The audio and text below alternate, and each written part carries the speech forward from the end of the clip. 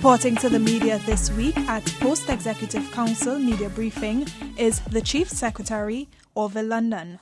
Sunday we celebrated International Women's Day, and belatedly, of course, I want to congratulate all women and to pay special tribute to Tobago women for their contribution to the development of the Tobago society, but more so because of their contribution at this point in time.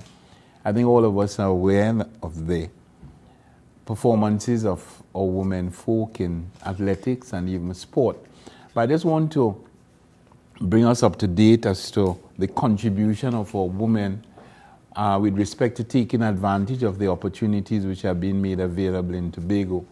I think you've always heard us speak to the challenges that we have at times when opportunities are created and not necessarily utilized. And just to give you some examples, recently the Enterprise Assistance Grant program, they would have distributed 77 grants. 75% of those grants went to women.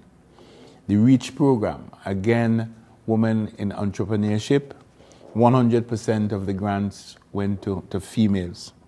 The vast majority of persons who are now taking advantage of the vocational skills training program, again, the vast majority are females.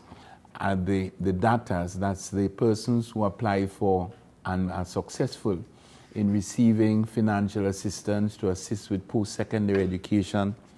More than 80% of those who are successful are in fact female. The point I'm making is that women continue to demonstrate that they are in fact the backbone of our society. To a certain extent, they are challenging the men to perform and to produce. We're not going to have a situation where there is a disparity between the levels of achievement of our males and our females in Tobago. So once again, my congratulations to the women on International Women's Day, but let us all bear in mind that we should pay tribute to them all year round. At 10 a.m. on Friday, I will be meeting with the Minister of Sport. I'll be accompanied by the Secretary and Assistant Secretary in the Division of Youth Affairs, Education, Youth Affairs and Sport. Among the issues we should be discussing will of course be the repairs to the Dwight York Stadium. As you are aware, we're still in limbo where that is concerned. The Tobago House of Assembly would have invested over $12 million in refurbishing the track. To date, we have not got any final word from the sport company, nor from the Ministry of Sport with respect to the repairs to the stadium itself. We are expecting that when we have the discussion with the minister, that there should be more certainty brought to that particular process. And while we are at that, we're also going to be discussing the future management of the stadium. Because the stadium, in effect, does not, in the strictest sense, belong to the government of Trinidad and Tobago because of the financial arrangement. It was one of the early design finance lease arrangement, design finance construct and lease back, if you want to put it like that. And that lease arrangement still leaves the stadium in the possession of the company which is responsible for the financing. We are hoping that we are expecting that lease arrangement should end soon, and when it does, that the Tobago House of Assembly will be in a position to negotiate to have greater control over the management of the facility. We're also going to be discussing the role of the sport company of Trinidad and Tobago. There are some grey areas with respect to their responsibilities, and there have been some shortcomings. They have performed fairly creditably in many areas. There are some shortcomings which have affected us adversely in Tobago, and we need to treat with that. And then, of course, the question of Tobago athletes on national duty. That again is something that we will want to discuss. Tobago athletes on national duty, there's some expenditure which has been imposed on them, which is unfair to them, places them in a disadvantageous position, and we need to have those matters discussed.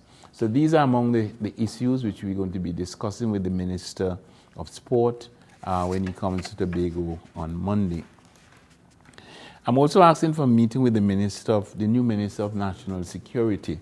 One of the reasons for that meeting, of course, is to have a commitment to the pledges that have been made by the previous ministers with respect to Tobago. Among them would be the status with respect to the construction of the police stations at Roxborough and Old Grange.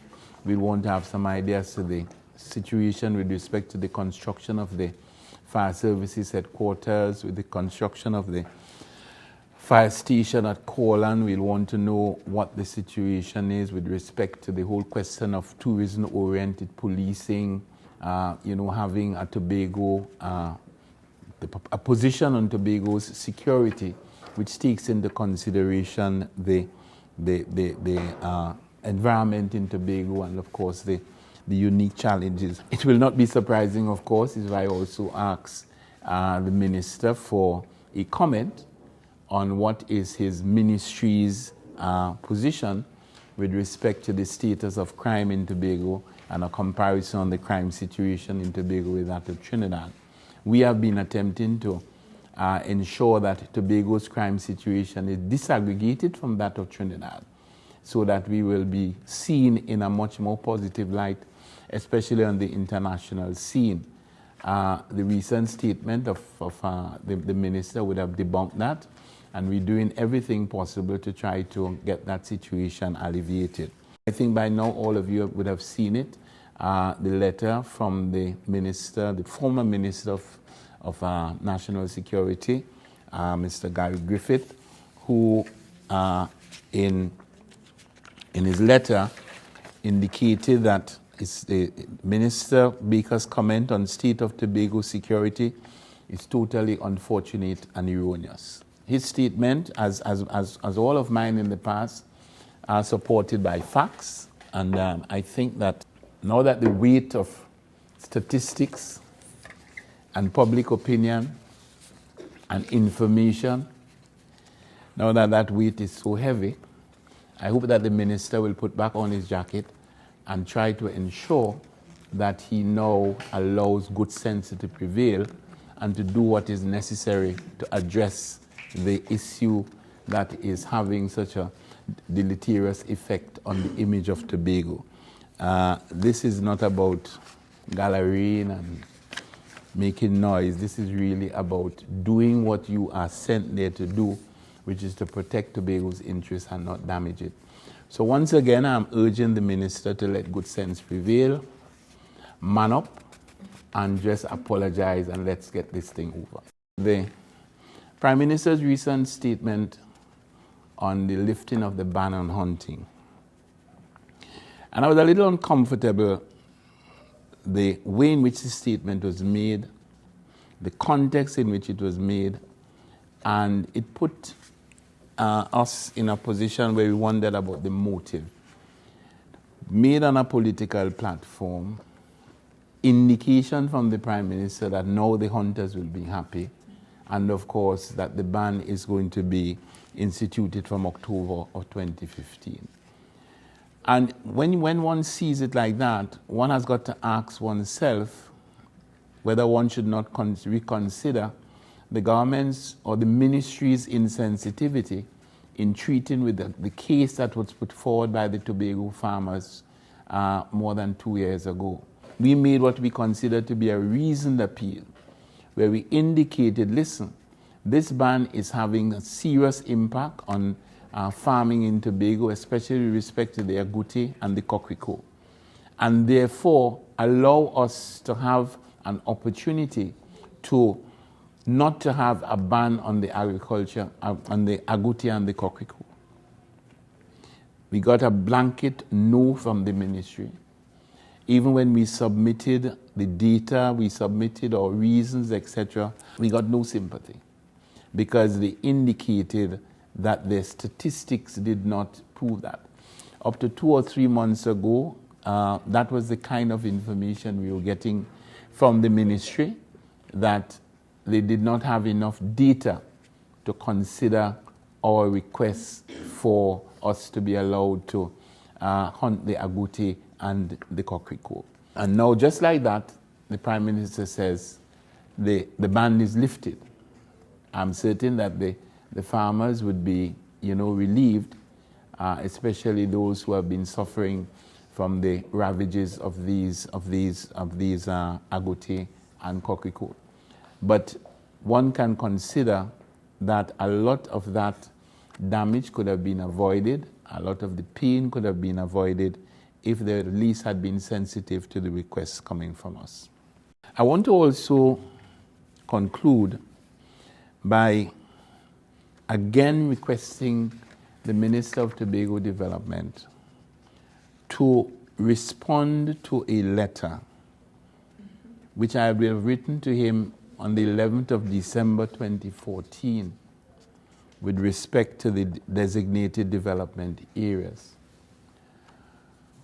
We would have requested that the Crown Point area be designated as a designated development area. In other words, once it is designated like that, it means that there are no restrictions with respect to purchase of land, and it makes it attractive for investors. Many of the hoteliers and property owners in that area were indicating that investors were shying away because it was not a designated development area, and therefore the restrictions were affecting them. We sent a note to Cabinet, and what we were told is that the note was referred to the Finance and General Purposes Committee, of which the comments of the Minister of Tobago Development has been sought. In other words, the Minister of Tobago Development was supposed to make a comment, and then based on his response, the note would then go back to Cabinet to be approved. I would have written to the Minister. I wish to advise that the delay in the designation of Crown Point as a designated development area is frustrating and even dissuading potential investors at this critical juncture in the development of the tourism sector.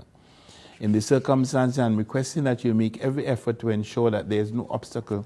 Now, to date, I have not received a response from the Minister on this. I suppose after 4 months, I now have permission to share it with the press. But I've not received any correspondence from the Minister on this.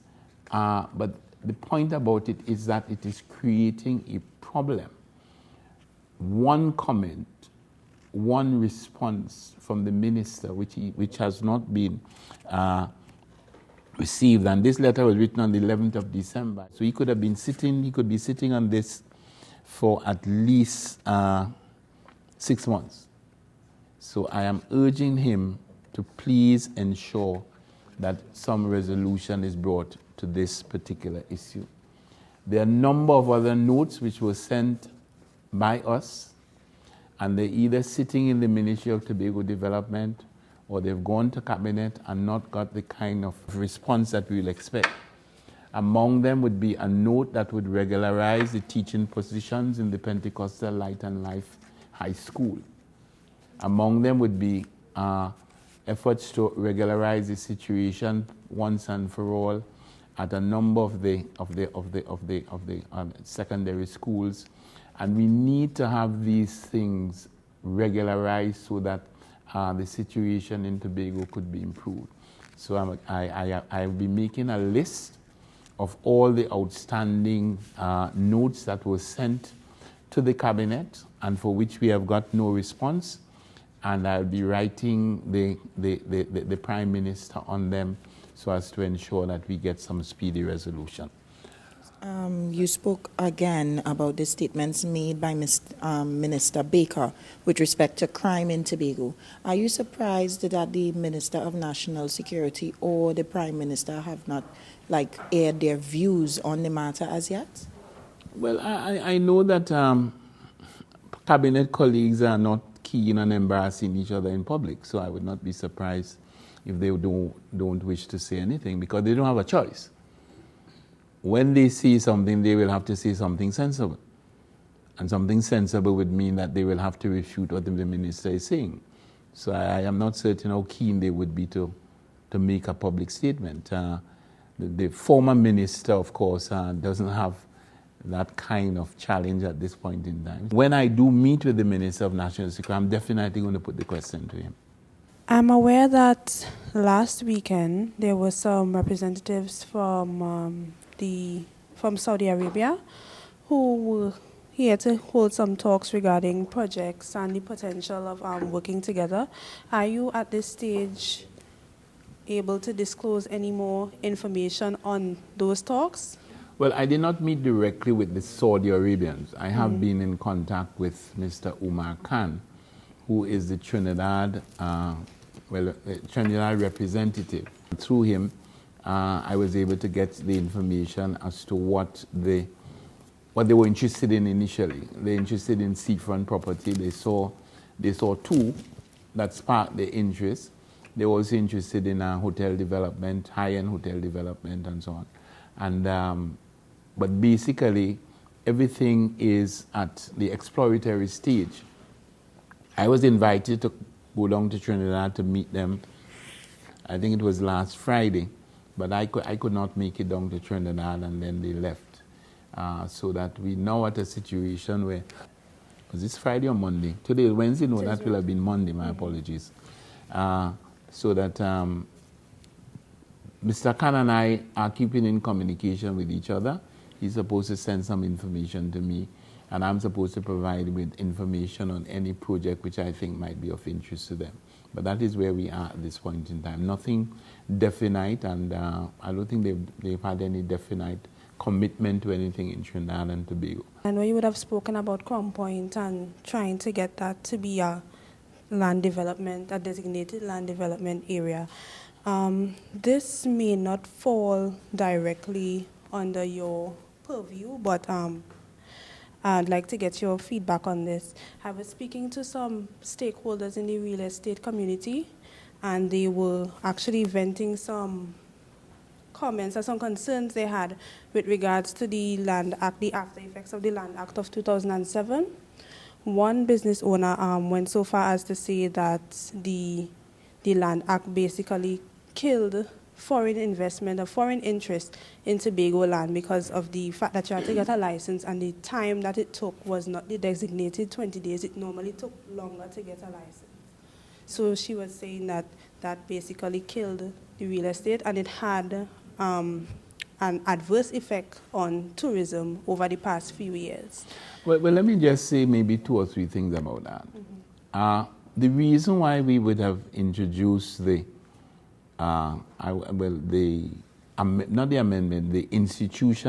institution of clauses in the Foreign Investment Act was to prevent speculation. It was not to discourage investment, and we got to make a distinction between that, because the real estate can be booming, but the island is not developing, because all that is happening is that Tobago land is being sold to speculators, and they just keep buying and selling as the case may be, and there's no development. And therefore what we wanted to do was to have an environment where investment is encouraged and speculation is discouraged. I must admit that in the first couple of years, the process did not work as smoothly as we would have liked it to, and there were some bottlenecks that might have created some challenges. But at present, the situation has been regularized, and that is where the concept of the designated development areas came about.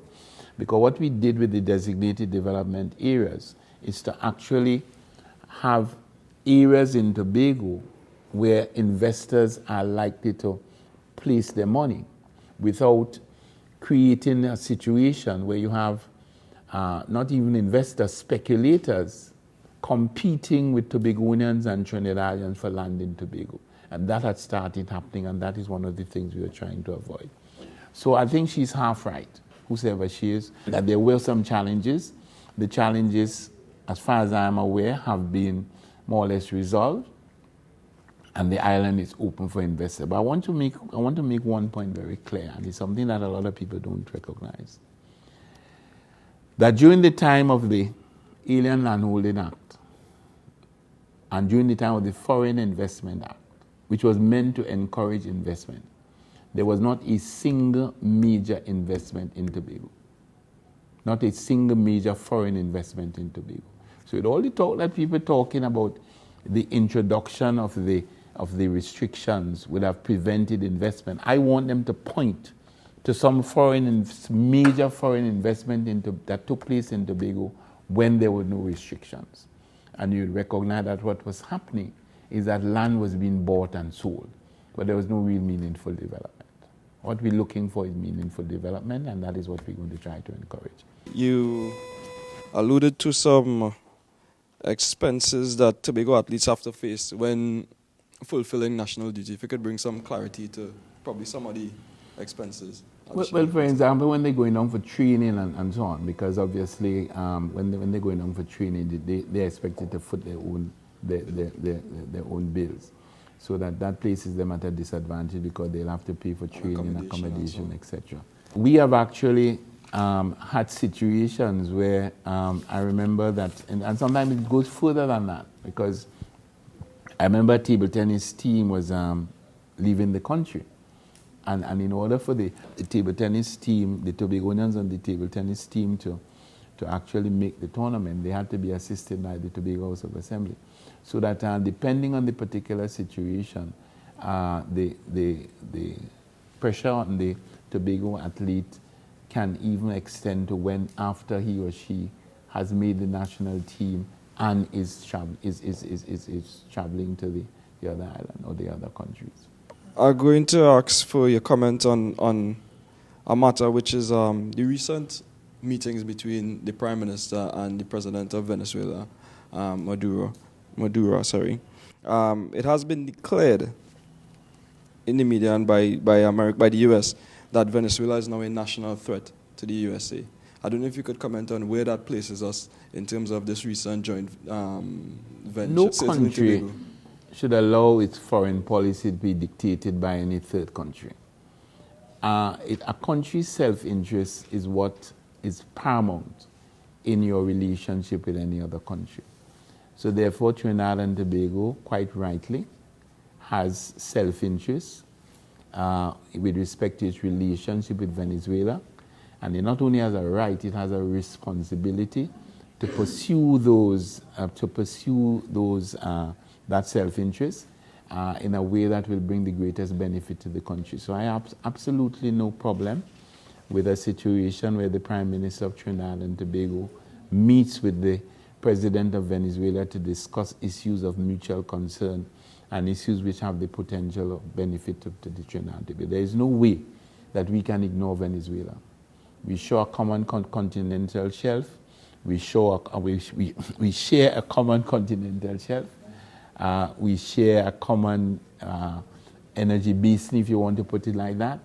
And there's no way that we can optimize that except we collaborate or cooperate with the Venezuelans. So it's only good foreign policy and good sense for the Prime Minister of Trinidad and Tobago and the President of Venezuela to meet.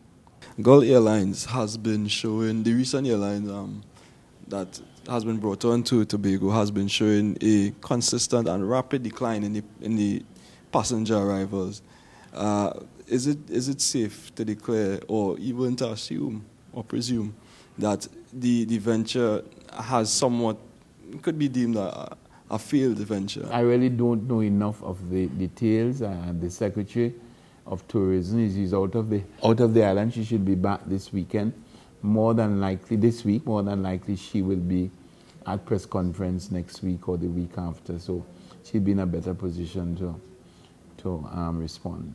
Basically, when you look at the development of tourism, it's a combination of getting the airlift and the marketing. As I said, I'm not referring to this because I don't know too much about it. And sometimes one runs ahead of the other. Sometimes you have the people willing to come and nobody to bring them. And sometimes you have the people who are, you get the airlift and it takes some time for the the number of passengers to catch up. We just wanted to get some clarification. It has been weeks since months, since we have seen the health secretary at the press conference with respect to the deaths of the mother and various babies. Every time we question her, those deaths were last year. Every time we question the secretary, she always tells us the investigation is continuing, the investigation that has been launched. I don't know if you can give us like an update on the matter, because parents, everyone, the island of Tobago is waiting for an answer with respect to the investigation at this time. I am obviously not the line secretary, right? I know that the investigation, as you said, should be either completed or close to completion, right? I know that there'll be two phases. There'll be a preliminary report and then the final report. The preliminary report should be available, and I expect that the final report should be completed very soon. And I expect that when that final report is made available, that it will be, the contents will be made available to the parents and the public as a matter of urgency. The question I want to ask is whether the Assembly is in an eternal, perpetual begging mode to the Ministry of Sports in Trinidad to have this matter resolved, given the length of time that this thing has been going. I recall when the moratorium was announced. I mean the hunting? The hunting moratorium. Yeah. The Secretary for Agriculture said that he was concerned about the comments coming in from farmers, particularly Guti. They were doing a lot of damage, all right? And as a result, he was kind of making an appeal for them. And then later on, he came back and he told us, you know what, the moratorium wouldn't be long. It would be 2 years, so allow the moratorium to run, because he's been getting reports that police have been catching people hunting and so on. But no, I'm not clear, I should say, with the message you are sending now in terms of what the Prime Minister said. Yes, the environment, which he said it and so on, is questionable. But I'm not sure what's the message you're sending on the basis of what you said, based on the Prime Minister saying the moratorium, which we all knew existed, will end in October. With respect to your situation about us being in a begging mode, no, it is not that. It is us being in a position where we do not have control over the stadium. And therefore, the owners of the stadium, or the government of Trinidad and Tobago, which is in fact in control of the stadium until such time as it pays it off, they are the ones who have to make the decision. We cannot go in except we negotiate with them in order to get things done. That is why even if we were spending our own money with respect to the Mondo track, we actually had to go and negotiate with the central government to spend their own money to fix the track. In the case of the actual stadium, the challenge there was that you had a situation where to date, the sport company has not been able to give us any definite word as to what is the state. Is it aesthetic or is it structural? Because you see, if it's aesthetic, it's going to cost much less, and this could be done in a short space of time. If it's structural, you have a serious problem. And they claim that there was some study that was done. But the study that was done, we don't know. Up to now, they can't say the date of the study. Because if the study was done a year or two ago, no problem. If it was done 10 years ago, it's no use to us. Those are the kinds of frustrations which we have. So the point you make about us, to a certain extent, feeling helpless, yes. But the question about us begging, we're not negotiating from a position of strength because of the fact that the stadium does not belong to us. So that's the one. Your second question with the hunting moratorium, the point I was making is that the way in which the Prime Minister would have made the statement in almost an offhand manner, without giving us any information as to the result of the research. Because remember, the reason for the moratorium in the first place is that the minister was saying that their research had indicated that there was a decline, a dangerous decline in wildlife in Trinidad and Tobago. And if you remember, the last statement that we got from the minister indicated that he has no evidence to prove that the amount of wildlife had increased. And remember, I don't know if you remember, the minister even threatened that the ban could become permanent. I don't know if you remember that statement. Yeah. And here you have a situation months later, without any information about new research or the results of the old research, that the Prime Minister just makes a statement in October we're going to. Her comment is, to me, is quite revealing. The hunters are going to be happy. Was it only to make the hunters happy?